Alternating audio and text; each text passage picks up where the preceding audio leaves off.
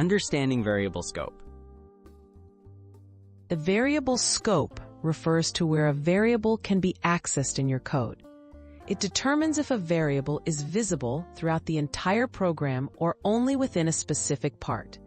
By knowing how scope works, you can write clearer and more reliable code, avoid errors, and better understand how information is managed within a program. What are global variables? Global variables are declared outside of any function or block. They can be accessed and changed from anywhere in your code.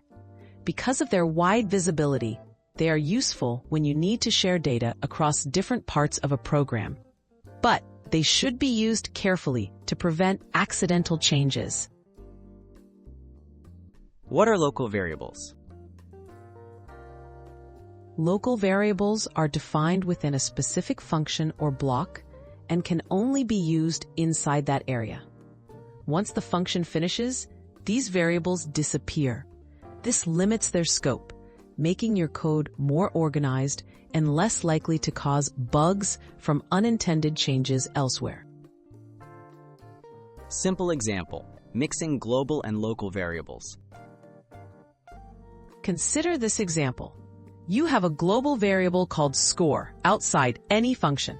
Inside a function called updateScore, you create a local variable called bonus.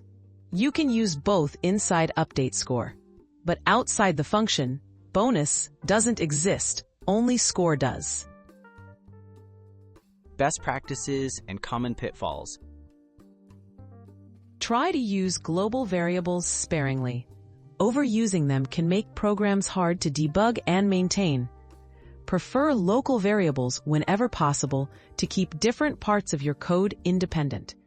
Always give your variables clear names to make your code easy to read and understand.